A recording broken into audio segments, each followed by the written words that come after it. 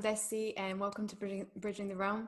Today, we'll be discussing a very, very important topic, which is around the concept of healing from emotional trauma, and all the principles and techniques behind it. So, I have a really, really special guest with me today. He's actually a friend of mine, and I've known him for quite a few years. And this is something that I've kind of wanted to communicate and discuss with him for quite some time. So I'm really happy that you guys can join us today and be part of this conversation. So his name is Amazawa Sha. Amazawa is an explorer of realities. He's also the founder of Living Joyfully Free Foundation in California, whose aim was to provide people with the tools and support to heal from their traumatic past. Amazawa's own story and life journey took him through a number of trials and tribulations, from painful relationships to painful jobs to experiencing the down pit of religion and constrictive beliefs. After being on the edge between life and death for quite some time, Amazawa decided to commit to the path of self-awareness and healing through exploring various spiritual modalities, which changed his perspective on reality. His quest is to create a community now of people whose aim and goal is that of integration, of healing, of loving relationships, of living freely, and of an intimate connection with Source. So it's quite an important topic, and it's one that I'm pretty sure everyone can relate to, which is, that of healing our emotional traumas, which I'm pretty sure pretty much every person in the world has had at least one. But whether we actually know how to heal from that is a completely different story. And the reality is, at least from what I've seen so far, is that a lot of people are living their day-to-day life completely unaware that they're still being affected by traumas that happened to them throughout their whole life since childhood. So it's something that definitely affects us to a huge extent. And I think the more aware we become of how much this is affecting us, and the more we learn how to heal those aspects of us, the much better quality of life that we have. So I'd like to welcome my guest, Amazawa. Amazawa, thank you so much for being here. How are you? Thank you for having me. Right now, I am really enjoying being here with you and doing this interview together. Such a joy, such a gift. So thank you. Yeah, thank you. Thank you for being here. As I mentioned, we've known each other for quite some time. And I don't know, do you want to just say a little introduction to how you met, or should I? Yeah, it was a beautiful, a gift again. I was in Costa Rica at a retreat center and volunteering there. And then you came to participate in the retreat with 6 other beautiful souls. And I was assigned to assist with the retreat. And that's how we met. And yeah, it's definitely very much imprinted in my consciousness how beautiful of experience that was. Yeah, definitely. Yes, I remember, especially with you and a few other people from the center.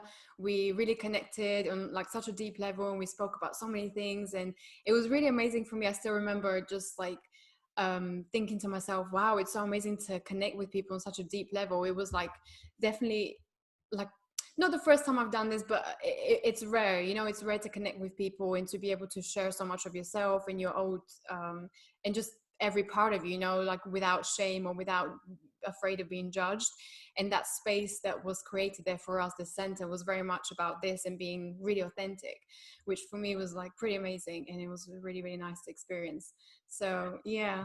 And one experience that remains with me, and every time I relive it, it makes my whole body tingle, is we also shared in an ayahuasca ceremony. Oh yeah. That was Yes. quite interesting. And then the next morning was this beautiful, calm morning, and we sat in a table right by that beautiful river. It was so clear, the water was so pure, and we were just talking, and that just felt like everything is well in the world. Yeah. Yeah. Oh my I God. really remember that. Yeah. God, yeah. It was such a long time ago, but yeah, it was really nice just to be so open and authentic, and just talk about life and your experiences. Yeah, so thank you so much. I guess this is chapter 2 of our talk. But yeah, tell me, well, for anyone who doesn't know about you or your work, tell me a little bit about that, apart from what I've just kind of mentioned in the introduction. Tell me a little bit more about you and how you kind of came to this point of, you know, exploring the spiritual concepts and reality. I think a lot of the reason why I'm exploring realities right now was because many of the realities that I experienced in the past were very painful and not the ones that I wanted to experience. I was just thinking about it this week. It really did felt like I went through like 4 energetic deaths. Like this is my 5th life, right?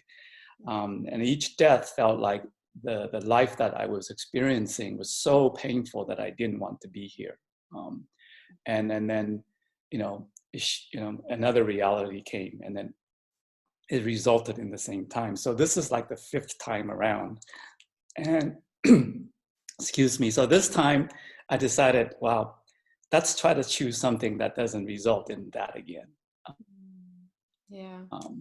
And part of the waking up process was becoming aware of the fact that I lived in a cage, basically, you know, energetically.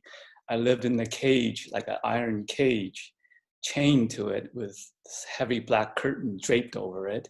And then I had tubes. This is the vision that came to me when I decided that I need to do something, you know.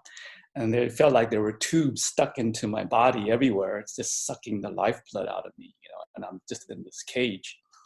And then there was this little spark in my heart that says, enough, enough, like no more of this, right? And that little spark just started to guide me through, okay, how do we choose something different? How do we choose a different experience? And like many, I think, on this path of like awakening and awareness, you know, it took me through many different stages. Initially, being aware that I am actually the creator of my reality was super powerful, right? That's the positive focus that many people talk about. And I experienced like a ecstatic, like explosion and this height of joy in realizing, oh, look at this, I am creating my reality. And during that period, I experienced many magical things that happened to me, like being able to talk to the wind, having spirit animals just naturally come and introduce themselves to me and guide me through, you know, lots of meditations where I was able to gain awareness. And so there was this peak where I felt like, oh, I'm on top of the world, you know, life is my oyster and I can have whatever I want. And then suddenly I hit a wall, bang, like, ooh, suddenly it doesn't work anymore. Like things started to fall apart. What I wanted to create doesn't naturally come anymore. And that took me into a very deep dive. And you were talking about being on the edge of life and death.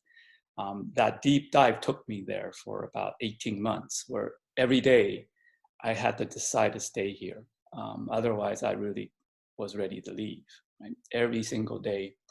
And that's when I realized that I am not really choosing reality solely from my conscious part. You know, that's when I discovered, oh, I have an unconscious part. And as you're talking, as you were saying, that unconscious part is full of trauma, unresolved trauma, unresolved feelings that are just stuck there. And they are creating my reality right alongside my conscious part, right? And in fact, they're more powerful than my conscious part because I'm only conscious of what I want to create, like part of the time that I'm awake, right? But this unconscious part is part of my operating system. It's embedded in our subconsciousness, which runs everything in our body, right? Yeah. Our heartbeat, the way just we naturally live in order to experience this reality. So that part of me is actually creating 24/7, whereas my conscious part, my positive focus part, is only creating like maybe, 10% of my waking hours, right? So obviously, which one is going to be, what am I going to actually experience, right? And that's basically what I went through. And then becoming aware of my unconsciousness led me into what many people call shadow work. Yeah. So, and that's where I The old shadow learned. work. What's that? The good old shadow work, which Good old everyone shadow work. loves. Yeah, yeah. And I think for me, shadow work is just becoming aware of what's in our unconscious, right? And why it's there. Um, it you know, initially I view my unconsciousness as like an enemy, like, oh, you know, this is where all my this is why my life feels so messed up. This is the cause of all my pain and everything that I don't want. And that resistance to the unconscious was actually creating even more turmoil, right, in my reality. And I became fixated in trying to clean it out, like constantly looking for more things to clean out, because I feel like I have to hurry up and clean all this stuff out in order for me to actually be able to enjoy the reality that I want to create, right? And as we know, when we resist something, we actually embed it even deeper into ourselves, right? Yeah. Yeah. So I learned many different modalities. I learned something called the completion process from a spiritual teacher named Tio Swan. I learned somatic therapy. I learned meditation and all these different tools. Yeah, the release method, Sedona method, energetic healing, like all types of tools to try and hurry up and clean up my, you know, my unconscious. Yeah, that's And not what I that's the normal way of us kind of trying to heal ourselves, isn't it? We try to go the quick way and like, okay, let's just clean all this up and get it over and done with. But that's not how it works. No, it isn't, because what I saw was that I'm just repeating the same thing over and over and over again. It's really not only not cleaning it up, it's actually embedding it even more intensely into my reality, right? And so the pain that I wanted to somehow be free of became more and more intense with each iteration. However, I did gain quite a bit of experience. Particularly because during those years, about 2-3 years, I would hold these retreats, what I call safe haven retreats.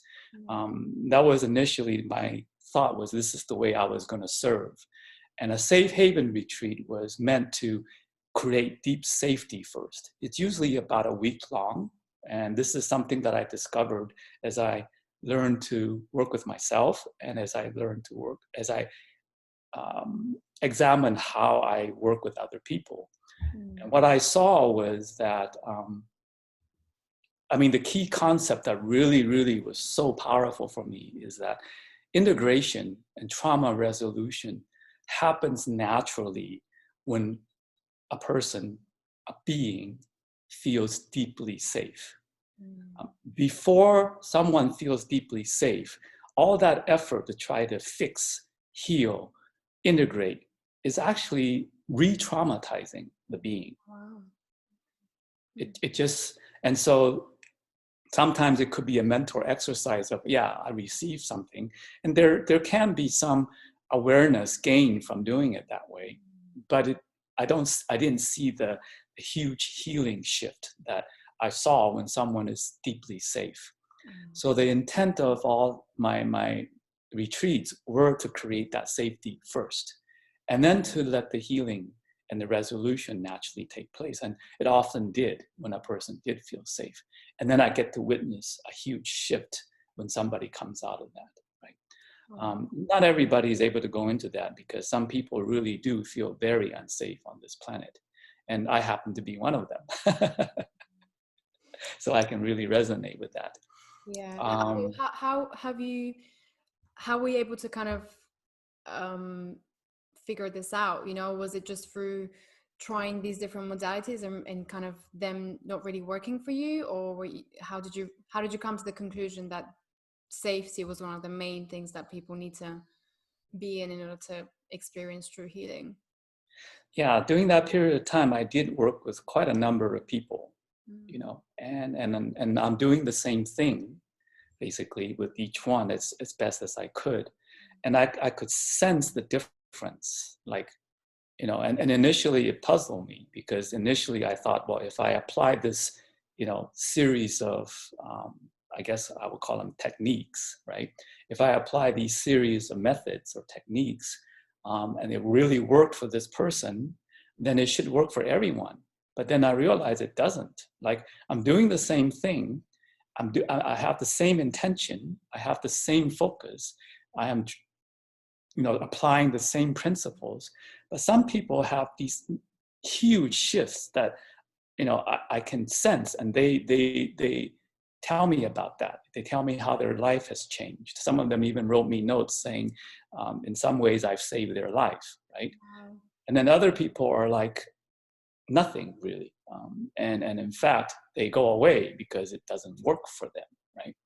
And I'm like, why does it, like, huge shifts for these people here, and then like even like hurtful for these people here? And then I also had, I also had people try to facilitate me and help me. And then through all of these experiences, the common factor that I came to is, like, I couldn't do any shifts because I literally did not feel safe with anyone, right? Yeah, that was my state at the time. I just did not feel safe with any humans. Oh. But I felt safe with nature. Okay, yeah. So it was interesting to observe myself that the only time that I really could feel safe enough to allow the trauma resolution to unwind, the first time I really felt that was when I was called to Mount Shasta. This was in the fall of 2016.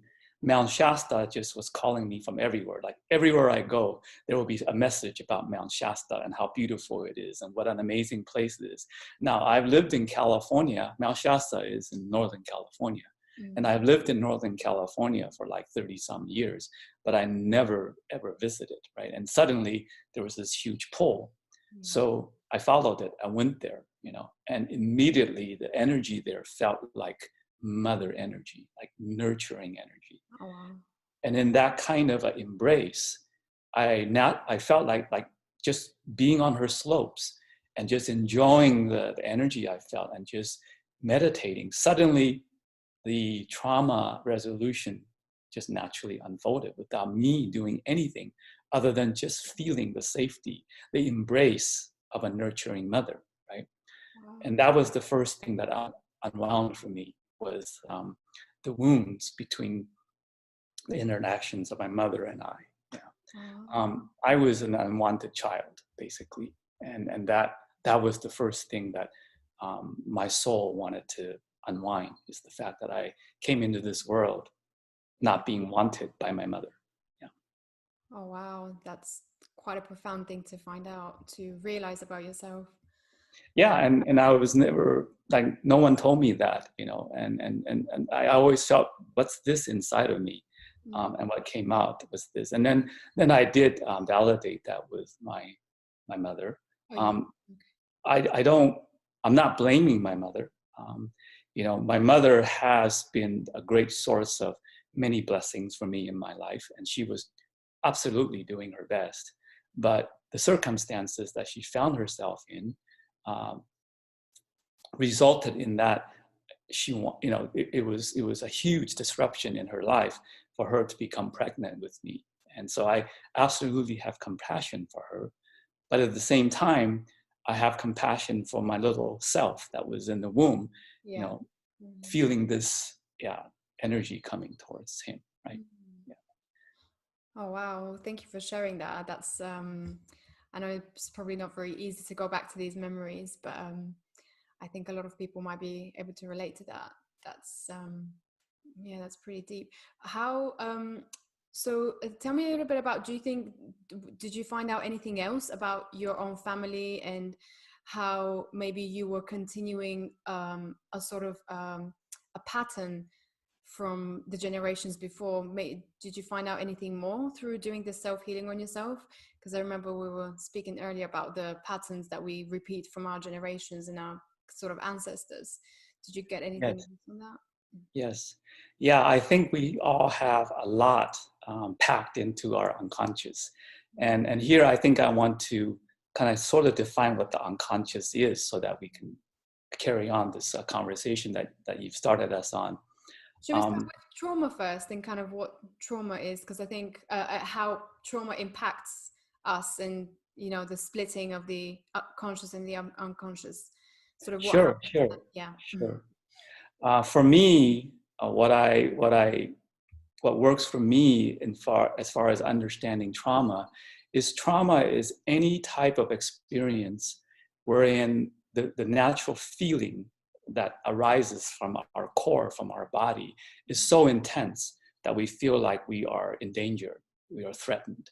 And if we don't have the capacity to hold space for that intense feeling and process it and understand, you know, what's going on, and so the energy can just blossom and flow through us and be digested and processed, we will, because it's so intense and it feels so unsafe, we will separate it into a space in our subconsciousness, which now I call unconsciousness, and it will stay there.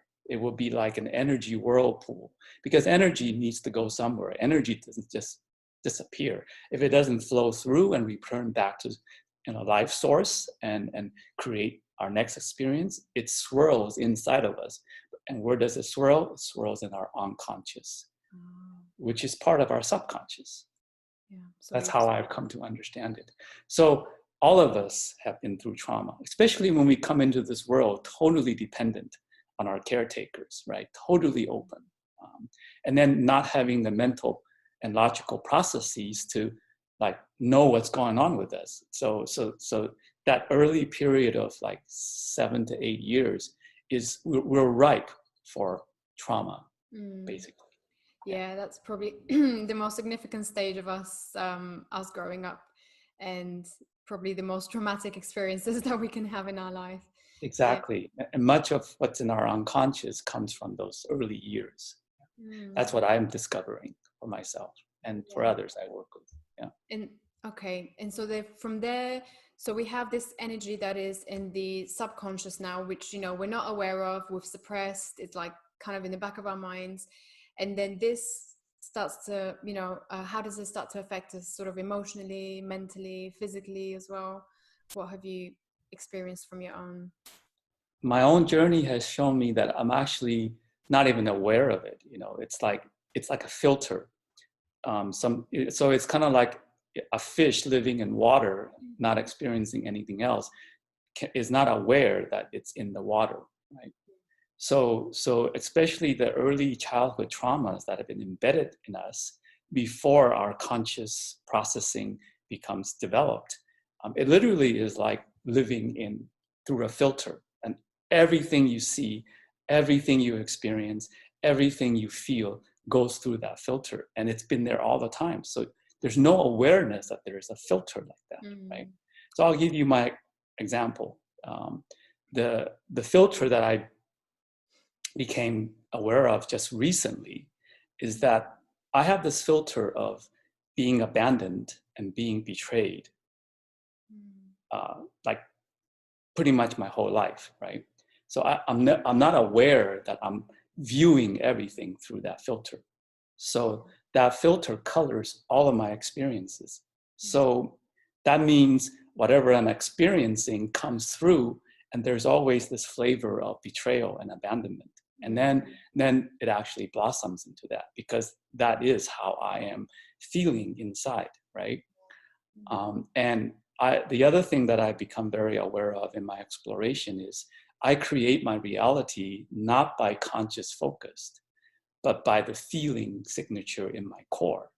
So imagine if I am predisposed to naturally feel abandoned and betrayed in my core, what am I going to pull in to my reality?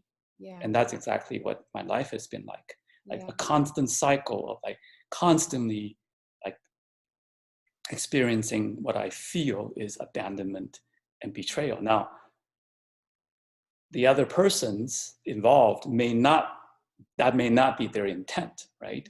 But that is how I am receiving it. And then therefore I create that.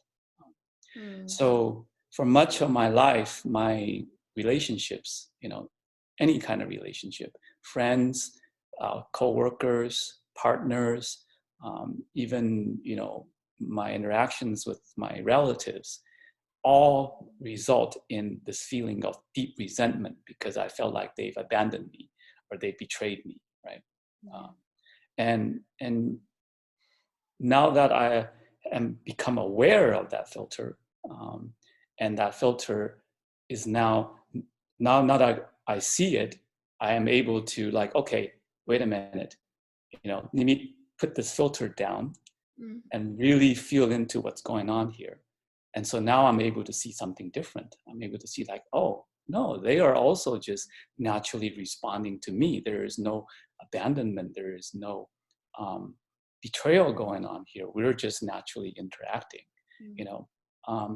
and the other thing that I realized was that this filter isn't just from my experience in this life. As I start to allow myself to like fully embrace how I feel and not resist it, and to like really open myself up to the awareness of this filter that I'm calling, I realize that I've inherited it also, and that it's been through many, many generations of experience. Like, my grandmother especially comes to my mind, and her life is full of that kind of experiences too. Like she was given away by her own parents to other people because she was too much for the family that they were part of, And my grandfather, same thing. Yeah. A lot of traumatic experiences around, being given away. Yeah. And I imagine in that time, they didn't have the tools to even process that. So it was just kind of like one of those things where they just had to suppress any emotion that were caused by that abandonment or by that trauma. So they just kind of continue to live, with like with the typical war stories that we hear with men who go to war and then they suppress everything they've seen and then they just continue with life as normal until something just explodes. Exactly. It really does become like a filter, like, and if we are suppressing it and we're not processing it, it colors everything that we create in our reality. Like all of our experiences are going to be flavored by those filters, and sometimes we have more than one, right? My grandmother, though, was an amazing person. She is around me all the time. For anyone who doesn't know, where's your family from? We are originally from Taiwan. Yeah, so we've been in Taiwan for many generations. Yeah, and that's where I was born, in a small village smack in the middle of Taiwan. And what I wanted to share was that a lot of the work of being able to identify this filter and finally be able to be aware of it comes from my grandmother. She really, I felt like she was really strong in saying, no more of this. And she like literally try to turn it around to not betrayal, not abandonment, but embracing, loving, caring, right? And she was that way for her children. Yeah. So even though she started her marriage life with my grandfather with literally nothing, they were kicked out of the home, they had nothing, right?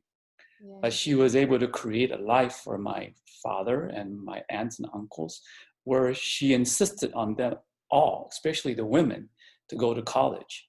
And then from there, they were able to come to the United States. And now they are able to create a very abundant life. And it really literally came from her resolve to shift this traumatic passing of trauma or of this wound from generation to generation.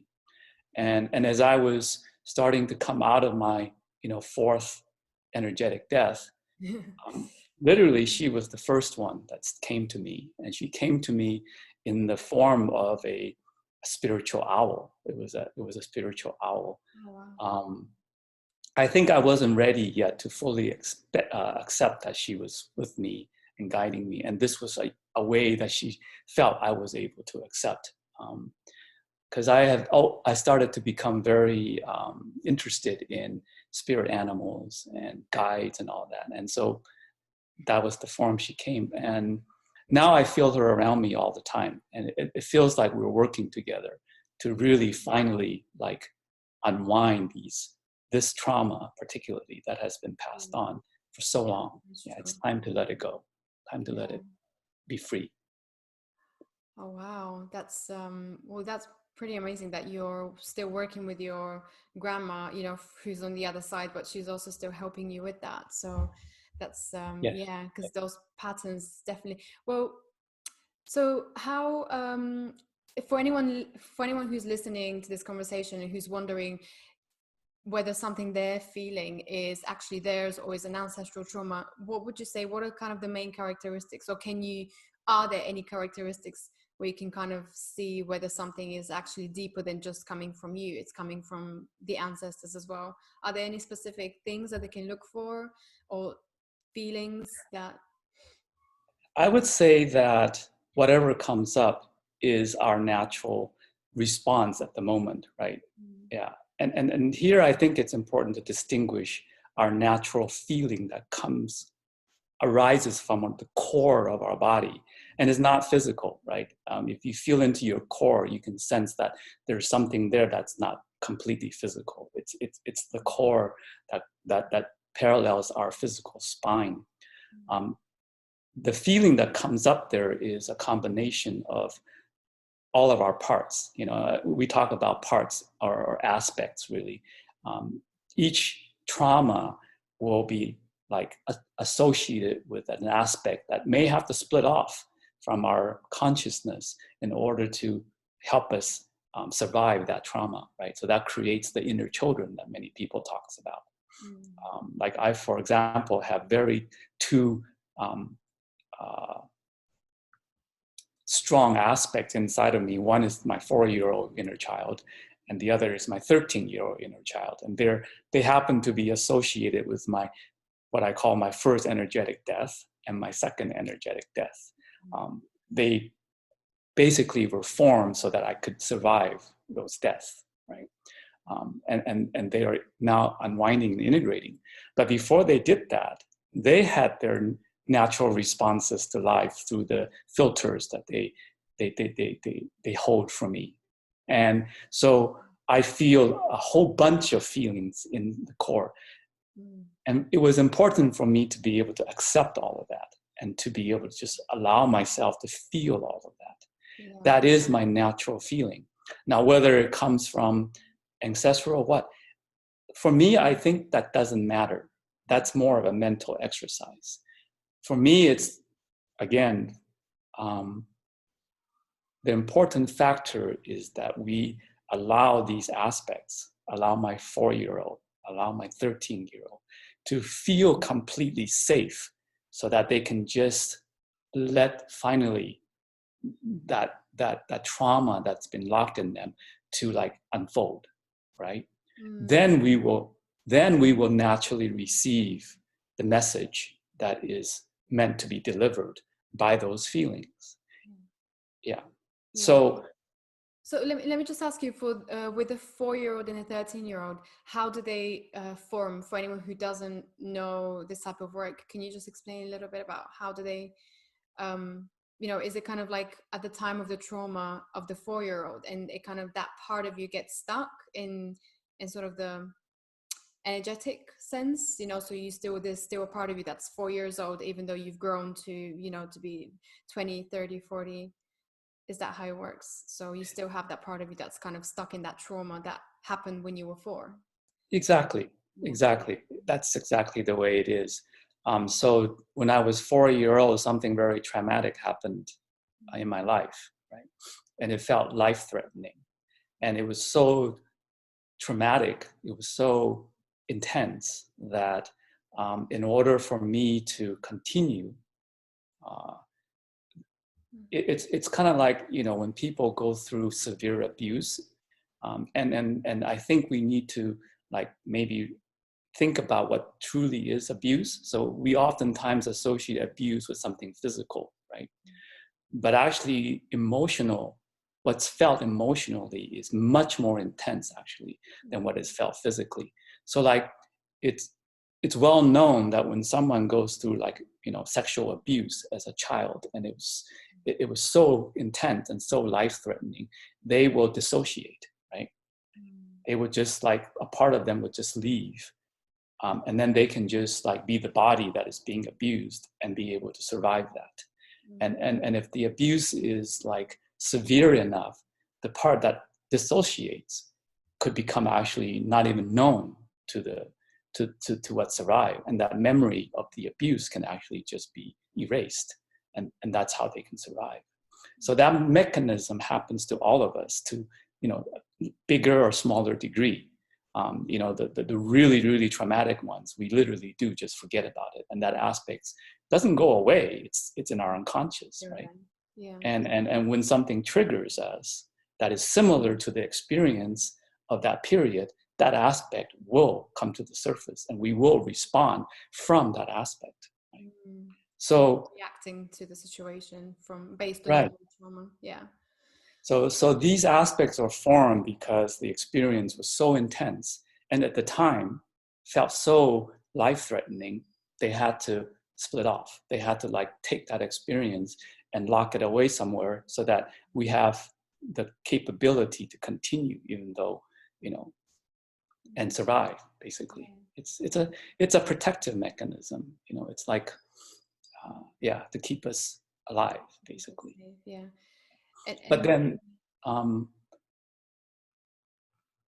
that aspect is locked in that filter, right? And that filter will continue to pull in experiences similar to that until we can take that filter and let it go, let it unwind. And that requires the safety that I'm talking about. And it's a natural process. It's, if we continue to allow ourselves to become more aware of how life works and how we are creating our reality, that's why awareness is so important. You know, it will naturally unfold, and whatever we need to allow that resolution, that healing to occur, will just come to us because we're ready for it. Okay, so safety and awareness are key things to look for. And in terms of awareness, how how do you become more aware? Are you just trying to be in that state of questioning, constantly questioning, you know, why are you doing this, or why are you reacting in a certain way? How do you describe awareness? Yeah, I think there's many different paths to awareness. You know, some people do arrive at awareness exactly as you said, like through inquisition, through questioning, through curiosity. For me, awareness came through deep pain. Yeah, and for many people, that that seems to be a similar path. You know, when we're in such deep pain that it no longer, we no longer, we realize that our status quo, where we are right now, no longer is feasible, then we naturally become curious, like, well, how do I, why am I in this pain? And where is this pain coming from? How do I basically like escape from this pain, right? So oftentimes pain is the mechanism for awareness, and this has been noted by many, many people. Yeah, like the catalyst, isn't it, that makes it's you, like a, breaks your bubble, I guess. yeah. When you have that sense of pain or something coming up like an old trauma, what are the steps that you take? What exactly do you do? Kind of, you know, do you just sit with the pain? Do you you know, start to try to remember where it might be coming from? What are the kind of steps that you take from the point that you feel the pain or the trauma coming back up to potentially resolving it or working, healing it? Yeah. I guess the formula that that really works for me actually came from, can be summarized by a verse that I that I came across as I was studying the Tao Te Ching by Lao Tzu. So the Tao Te Ching is this treatise that was written almost like 5,000 years ago by a very famous philosopher, Chinese philosopher named Lao Tzu.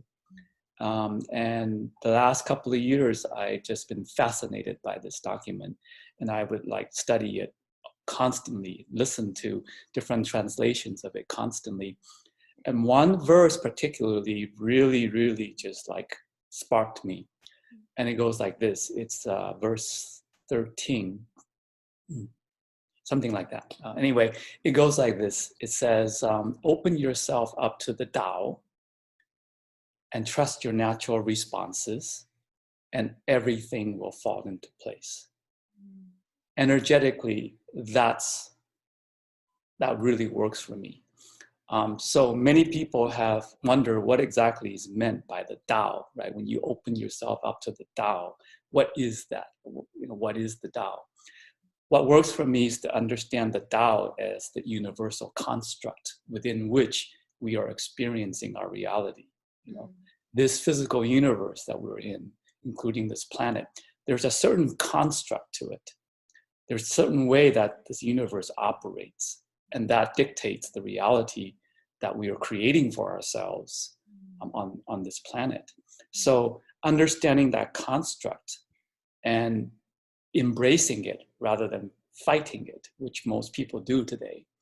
Embracing that construct allows us to be able to work with it and to achieve the safety that I need, right? So part of those constructs that I have internalized is that, first of all, I am the creator of my reality, right? Everything that I'm experiencing right now doesn't happen to me. It happens because I am pulling it into my reality. And I understand that infinite variations of realities are available out there for me to pull in. Like I can choose anything I want. The thing is, the choosing of what I want, though, is not just through my conscious thought, as we've been talking about. Like there is the unconscious part that is pulling that in. So understanding that construct and understanding, quote unquote, the mechanisms through which I am creating what I'm experiencing in this life, in this moment, gives me tremendous amount of empowerment. Like I know I'm the one that's doing this, right? And that gives me a lot of safety. Like the power is with me. The power is not something outside of me that's doing something to me. So we're not what's that? We're not the victims. We're rather we are in a way the perpetrators of our own suffering. Kind of. We are the creators. We are the creators, and the concept of God is what is creating through us, right?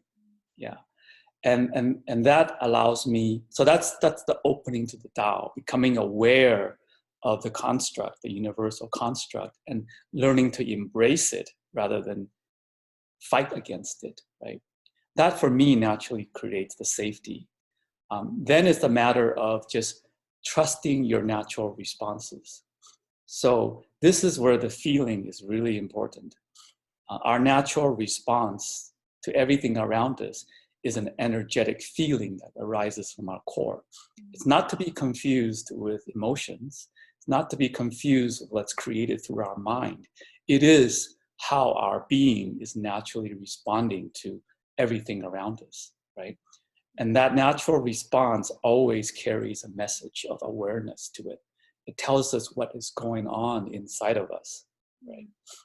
The problem that I observe with myself and with many people that I see around me is that we don't trust the natural response. And we are basically programmed not to trust our natural response, right? Yeah, totally. Yeah, we don't trust ourselves. We're always looking for outside someone to verify what we're doing and kind of, Yeah, and for me, I had become so accustomed to suppressing my natural response. I actually created a filter where I wouldn't feel it. And then I would observe my surroundings, and then I would choose to behave or to feel a certain way that makes everyone around me comfortable, because that's how I create safety for myself growing up, right? And it took me a long time to actually see that that suppressing mechanism. I called it the blank, like I called it the blank mechanism, because whenever people ask me, "Oh, how do you feel?"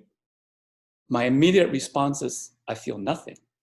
I feel blank." It's not even numb. It's like I feel blank, and then the mechanism kicks in and asks, "Well, how should I answer that question so the person would be happy with my answer?" Right? People That pleasing. was my natural response. And because now I am focusing on how do I naturally respond, and not judge anything, and not, resist anything, just being aware, how do I naturally respond? Then I started the question, why do I always feel blank? And then why do I have this impulse to say something even though I don't feel it, to please the other person, right? And then there's a message there. Oh, I guess it wasn't safe for me to feel what I actually felt, right? And to express it as well, isn't it? Exactly. And then it's layer by layer of like, and it gets faster and faster as we become more aware of what's going on, right? So I think it's really important to trust our natural response, and to actually allow ourselves fully to feel everything we feel. And initially that may get confusing, because it'll get confused by the emotions that get created from our feeling, mixed in with our mental programming and our mental conditioning and all the other parts that are feeling different things too. But as we practice it, it becomes more and more, for me anyway, it becomes easier and easier to feel what is naturally coming from my core, and to just embrace that. And it's not always going to be like comfortable feelings. Like sometimes I feel so much anger. Like yesterday morning, I woke up, and what naturally came out was I was so angry for being here. I was so tired for being here, like tired and super angry, right? And now in the past, I would judge myself. It's like, I shouldn't feel this way. This is not right. This is not the way a spiritual person would feel.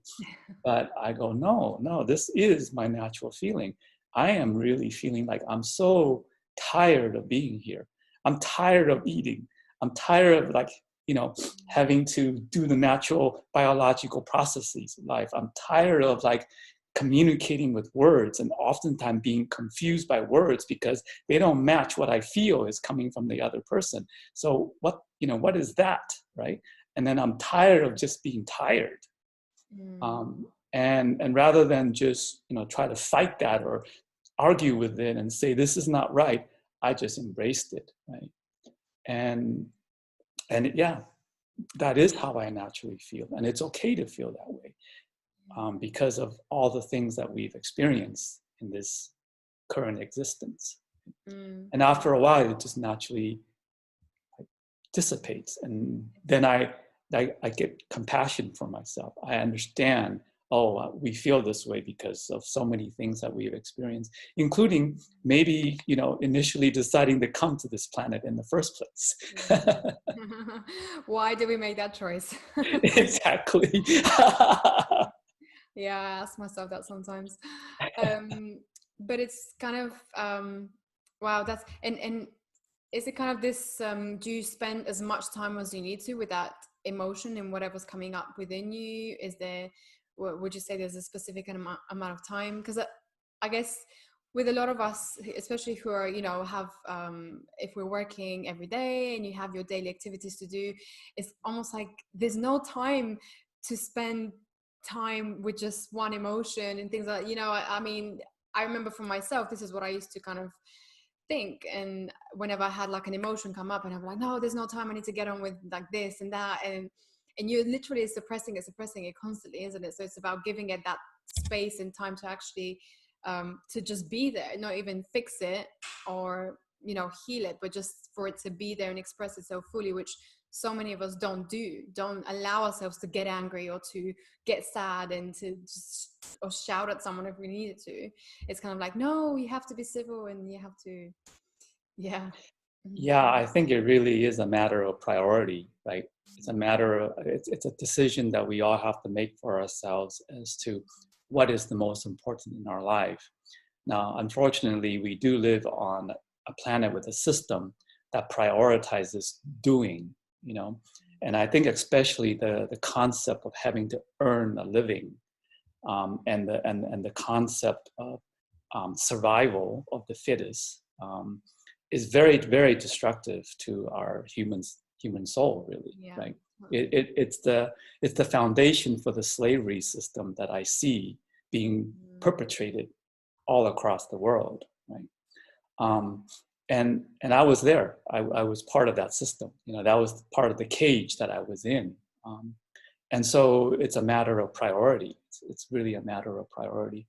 For me, nothing is more important than my freedom.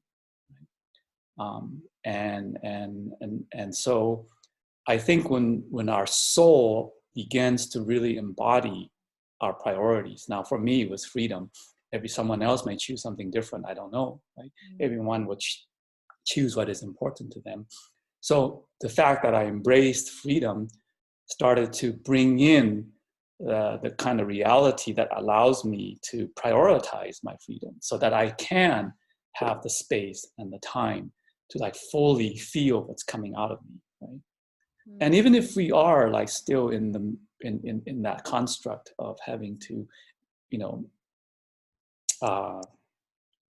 work, be busy doing things in order to survive, it isn't like hours and hours of doing that. I think it's much more an intention than a physical process, right?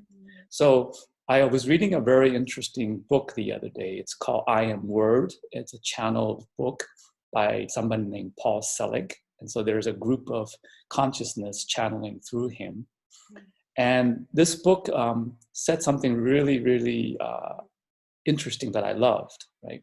Because there is this concept that trauma resolution and emotional healing requires a lot of work and long time, and you know, session after sessions of therapy and all of that.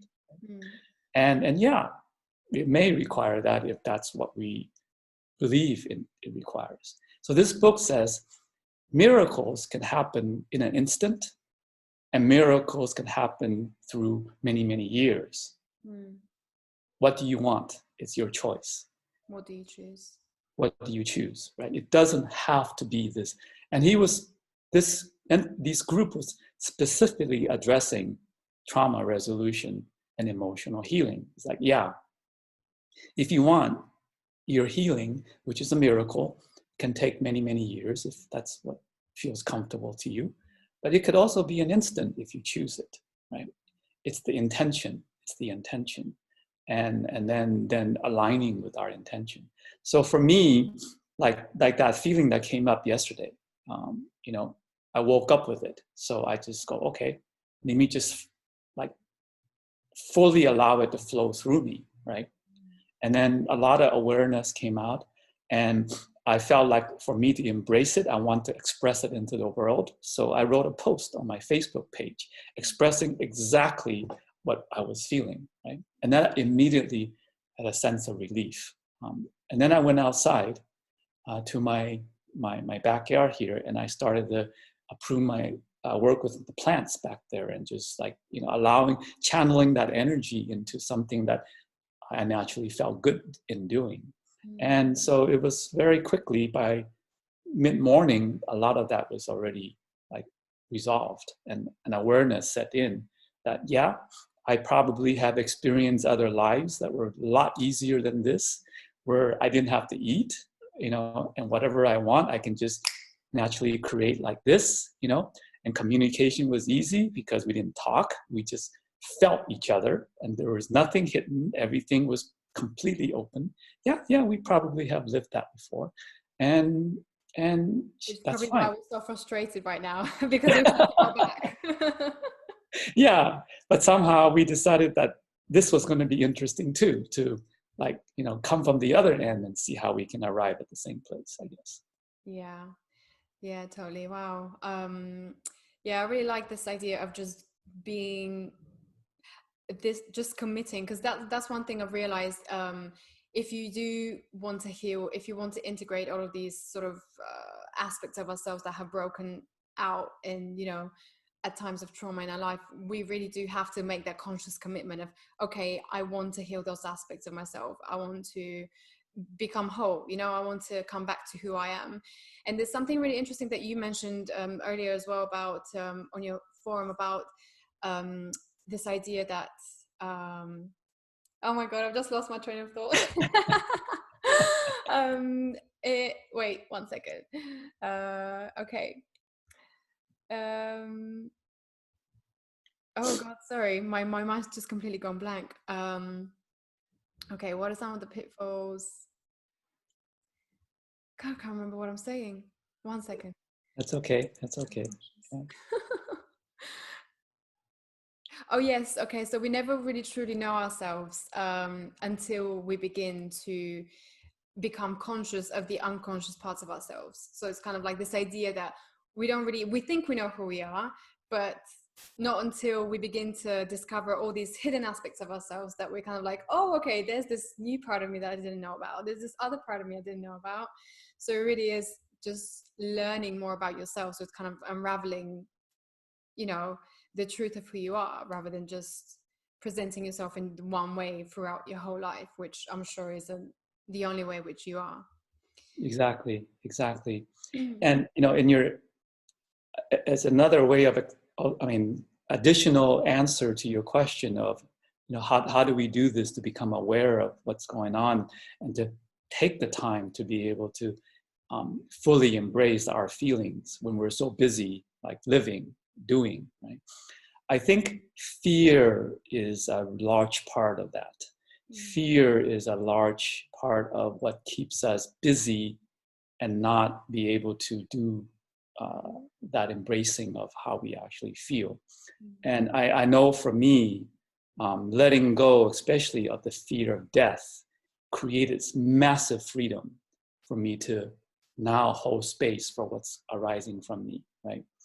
That 13 months of being on the edge of life and death really freed me from the fear of death. Like when something comes up that feels like, well, but you might die doing this. Now my answer is, well, we wanted to die anyway. So what's wrong with just like trying it, It's right? okay. Yeah, like, okay, you know, that actually may be what we want in the first place. So let's try and see if something different will come out of it. And interestingly, as I embraced that, I came across the concept that was written down by the most famous swordsman in Japan history. His name is Miyamoto Musashi. He was historically known as the most skilled swordsman in Japanese history. And he wrote this book called The Book of Five Rings, where he documented his philosophy around how a warrior can survive, right? And in the introduction, the first thing he said was, if a warrior wants to be free to express his skill and to survive doing it, the first thing that he needs to do is to embrace your death, just to embrace your death, just to know that you're going to die. Wow. And once you embrace your death and you're no longer afraid of your death, then you are free to fully express your skill as a warrior, and you will survive. As soon as you're afraid of being dead, you will be killed. As soon as you are afraid of being cut, you will be cut. As soon as you're being afraid of being stabbed, you will be stabbed. This whole thing, it kind of just goes back to releasing our resistance, right? Because when you face your fear, you're essentially releasing the resistance to death. So when you don't have that resistance anymore, you're not drawing it into your life, because the resistance creates this kind of pull towards you, isn't it? You're resisting something, but it keeps persisting. So by releasing this fear of death, we're essentially releasing the resistance to death. So we can it's just free flowing, basically. Exactly. We're now open to pull in life Mm. rather than have everything still have the energy of death associated with it because we're resisting it. Yeah, yeah. Yeah, totally, totally. Yeah, I can. Well, yeah, that's the thing. It's like, I guess one of the other problems is not just the fear of, you know, what will happen if I do this or that, but it's also just being in your stuck in your comfort zone, isn't it? And that's what I've noticed with a lot of people, especially like people in the West who live comfortable in their comfortable lives, and you know, you have a job, you have good food, you have good everything, and it's kind of like, well, why should I leave this comfortable space for something uncertain and something that might be scary or might possibly cause me to get hurt, you know? But that's what Yes, keeps us stuck in this just loop, and then we're just not happy with our lives essentially, because we're just stuck in the same thing over and over again, and we're not experiencing anything new. So that's what I've noticed anyway. exactly, exactly. For many of us, you know, conditioned by the life that we've uh, been through, the cage, it feels like security, right?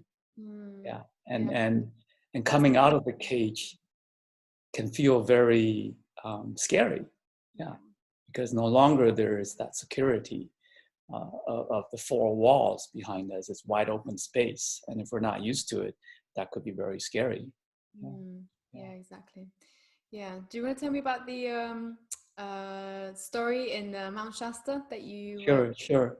yeah. This is was when I started to understand exactly what we're saying. Is that, you know, I am like comfortable with the cage around me because that feels familiar, it feels safe. And when I want to explore something out there, it does feel very scary. So this was when I was living in Mount Shasta, and a couple of friends came and I took them to visit my favorite river. It has three beautiful falls on it. It's called the McClouds River. There's like, yeah, that's one of my favorite places in the world. And as we pull into the parking lot of the lower fall, and we started walking towards the fall to just enjoy it, I saw these young people jumping off the fall into the river below, right? And this was right in the springtime when the snow melt was like feeding into the river. So the river was raging and the fall was like raging, Oh you know, boy. and the water was like ice, right? It's ice cold. Wow. And so I walked into the area and I saw these young people jumping and like really enjoying it and celebrating the fact that they were brave enough to jump into the water like that. Suddenly my heart said, I want to do that. That would be really interesting. Mm. And then so I started to think about that, and my mind started jumping in. Oh no, that would be dangerous. You know, you're afraid of the fall, cold. You know, Mm. you freeze up in the cold. You don't swim very well. What if there's a rock underneath there and you break your leg, or even worse, break your neck? You know, Yeah. then these two people are visiting you, and if you're, you know, injured or even dead, what are they going to do? And all this like fear and worrying just came up, right? And I'm sitting there fighting this with this deep desire of wanting to jump off that fall. Yeah. And then so I went to my friend and I said, you know, I really want to jump, but I'm like, all this stuff. And he asked me one simple question, you know, what would someone who loved themselves do at this moment? Mm. And immediately the answer was, I would jump. So I said, okay, I'm Wow. going to do it, right? I didn't even have my swimsuit. I just took off my shirt, you know, and walked up there. And I looked down at the fall, and oh my goodness, it was scary. Like it was Oh, scary. I don't Like think I'll do that. yeah, this water is rushing and it's cold. I can feel the coldness coming in. I can feel the rush of the river. I can see the cliffs on either side that I could smash against it. And I kept waiting for the fear to go away, but it didn't want to go away. And then suddenly this voice said, you know, the fear is never going to go away. You either decide to jump or you don't jump. So Wow. make a decision. And then I go, okay, I'm going to jump. F the fear. And so I just like, okay, boom, I jumped, right? Oh. And I didn't jump far enough to get past the current that draws you into the fall, you know, instead of pushing you out into the river. So I did get drawn into it and then pushed out against the cliff, right? Oh. I saw myself like rushing towards the cliff. And then suddenly there was this like calmness, this like instinctive, okay, we know what to do. Let's flip over and put our feet in front. And so our feet can stop us from crashing into the cliff. And so I did that very naturally. And then my feet stopped me from crashing into the cliff. And then I started to feel like, oh, I'm super frozen here. I'm like, hardly can breathe, starting to sink. And then the voice says, that's okay. You just relax. And you do best when you float on your back. So flip to your back and just relax and float. You will rise to the surface. And sure enough, I did. So I rose to the surface and relaxed. And being relaxed, the cold somehow was becoming more acceptable, right?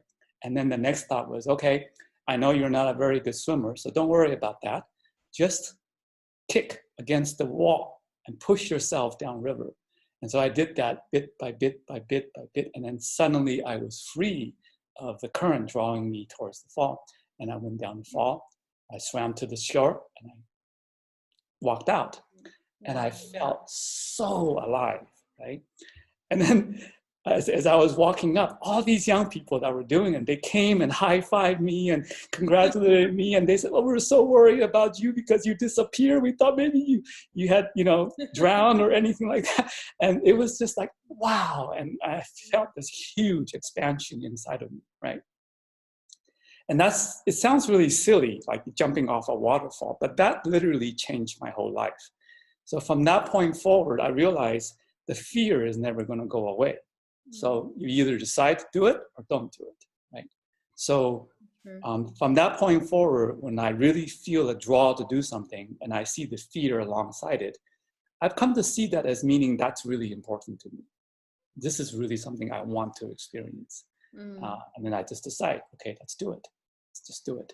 And if this question, oh, you're going to die, you're going to die. Well, so what? We were going to die anyway. So why not just try and see if something different will come about? Wow.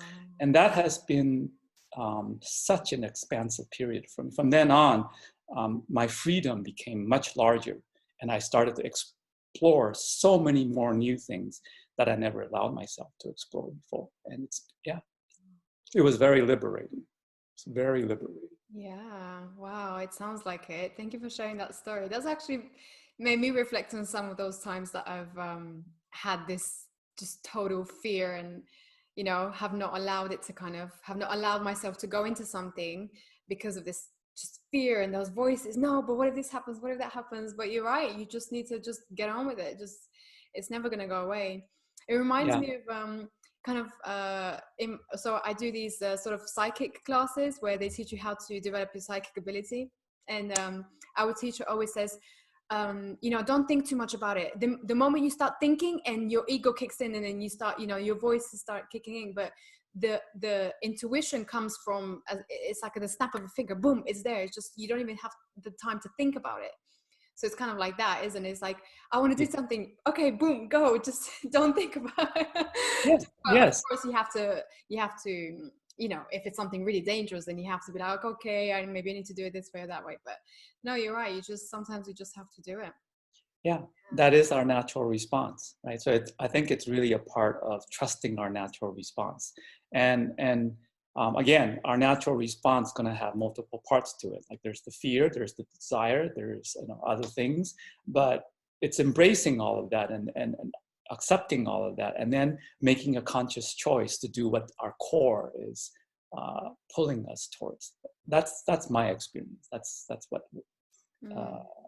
it's been something that I've been wanting to practice over and over again. That's my intention, I guess.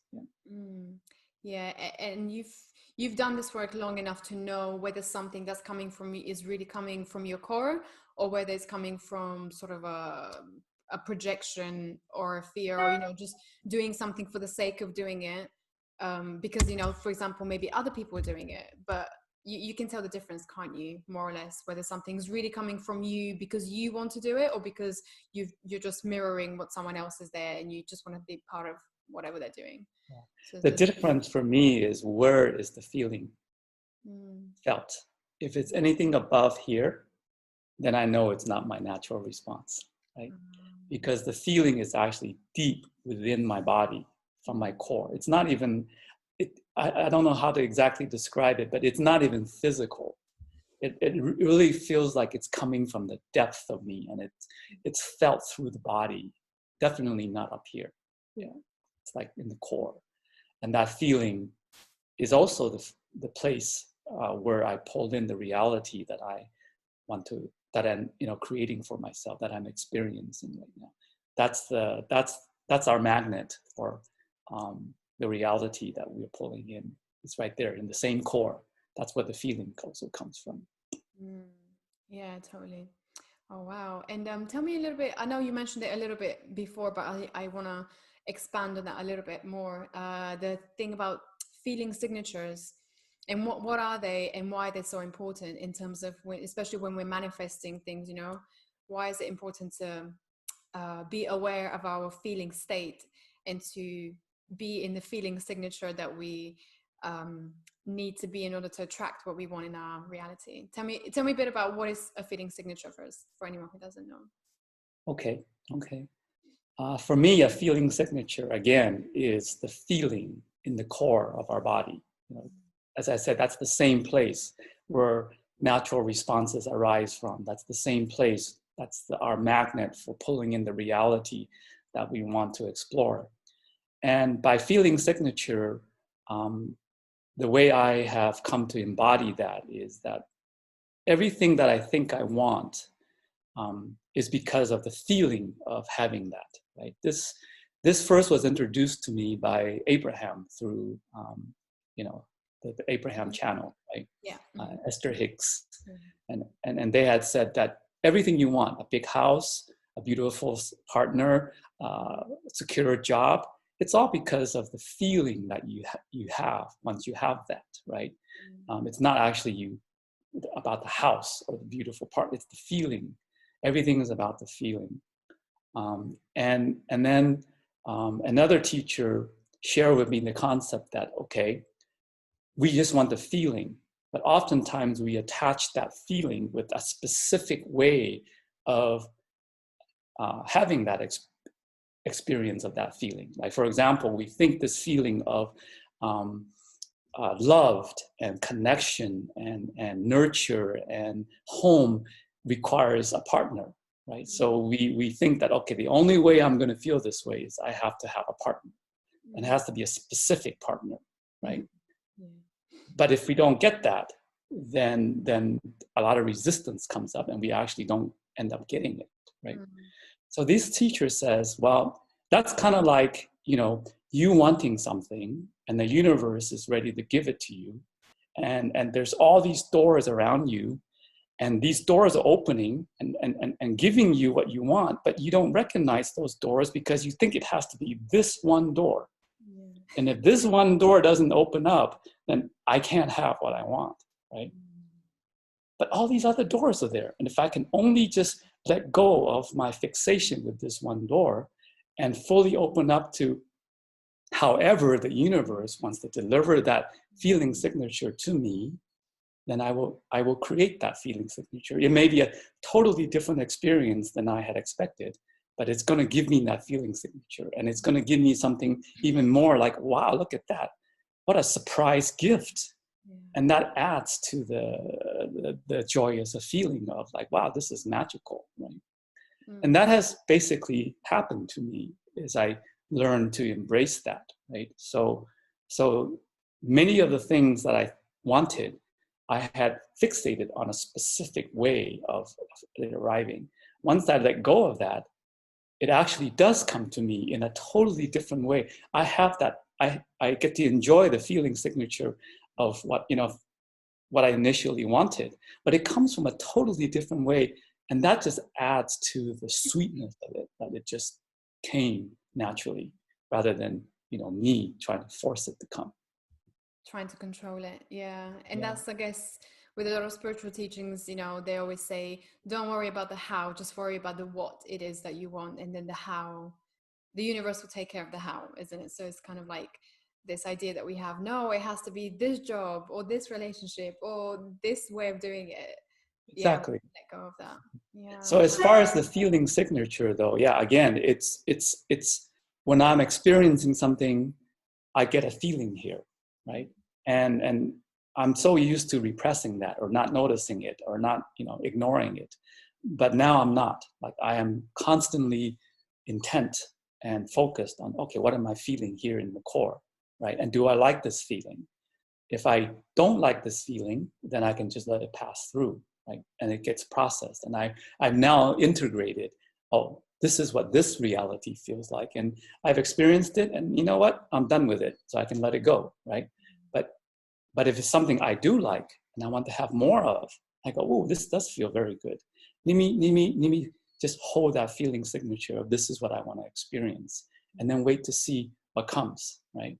And we're constantly expanding in that way, because as we experience more things that we like, then we have more exploration to do. And as we experience more things that we don't like, we get to let go of more of that, right? And it's this constant exploration and constant expansion.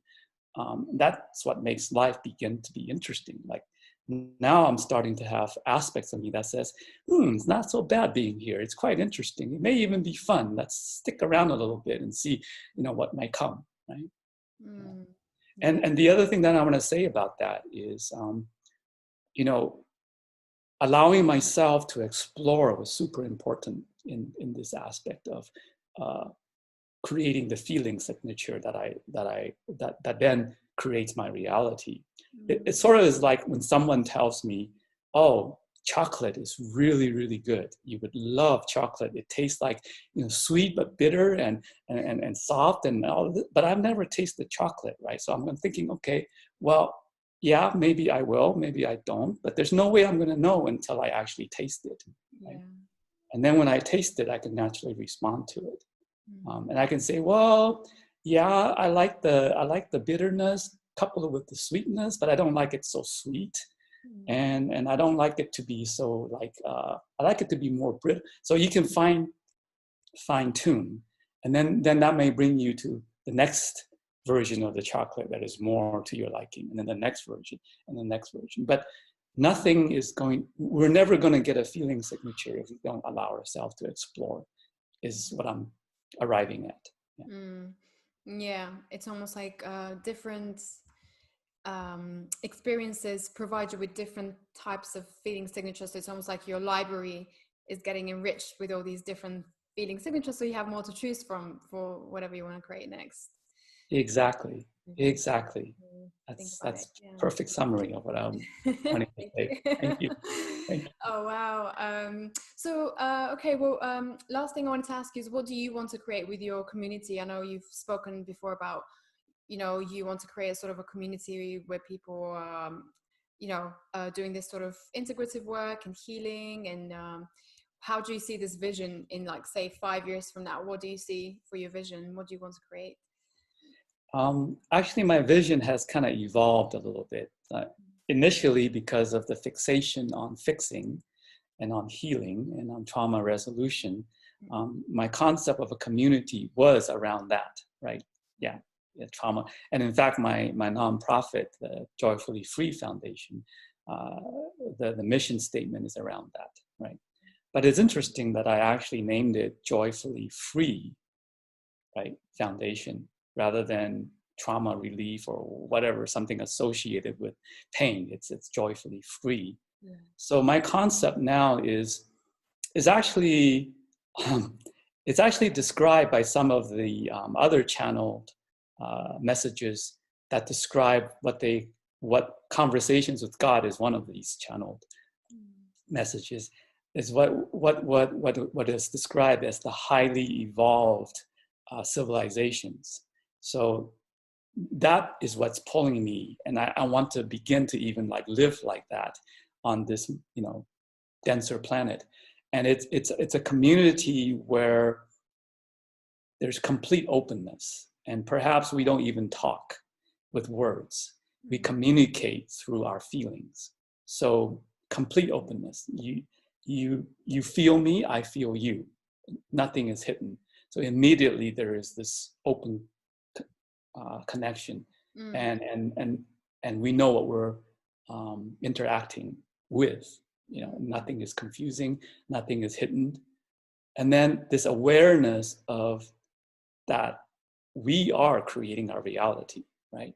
And becoming more and more embracive of that, so that we can literally create whatever experience we want.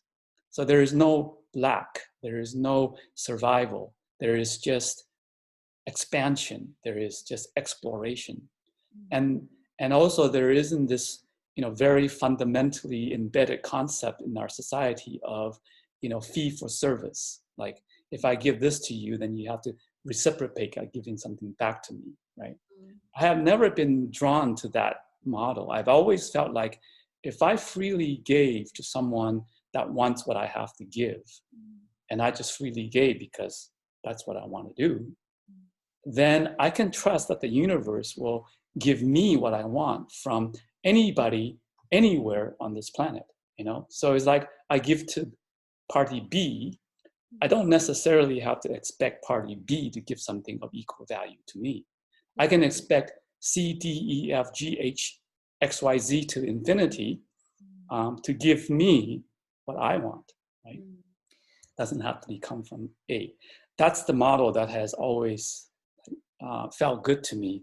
And yeah, so I am holding the feeling signature of a community like that, of being able to live like that. And then I'm waiting for the universe to open the doors for that to come to me, right? And the first thing that I've noticed is that I'm already like making friends with people where talking is only half the way we communicate, right? Because we feel each other. And oftentimes we don't even have to talk, and we can already feel each other and understand what's going on. And I love that, right? I would want to open up even more for that. And then as far as the community and how it's going to come, yeah, I just know that it's going to be full of abundance. And how that happens, I'm open to any door that opens to me. You don't want to focus on a specific way of it being, so that you just remain open to everything. Okay. So I'm guessing these people have to be highly telepathic in order to be able to communicate in that way. That's the community. Yeah, that would be the kind of community I would want to belong with, is highly telepathic. Yeah. Yes. Yeah. I mean, a lot more people are starting to kind of awaken to their spiritual sort of psychic abilities and intuitive abilities a lot more. So I can definitely see that happening. For me, it will take some time. I have a hard time trusting my abilities. So yeah, but yeah. Oh wow, amazing. Well, I really like the way you've, you're just kind of leading this path to no resistance almost. You just kind of laying it out, and this is my vision. This is what I want, and you're just waiting for the universe to bring you everything.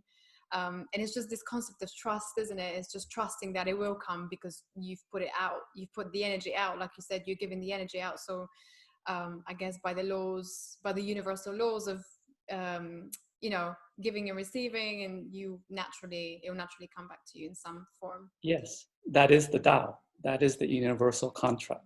It comes from within. Yeah. Oh, wow. Well, amazing. Wow, Amazawa, thank you so much for your time. This was such a deep, profound, wonderful chat. It was just really, really amazing. Do you have any last words to share with anyone who's listening?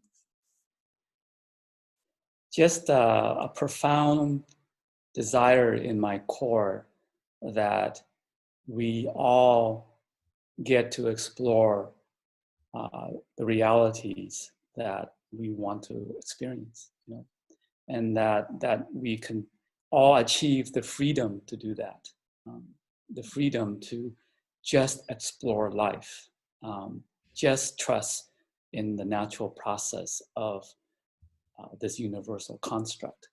Just a very, very deep, profound desire for all of us to be able to experience that.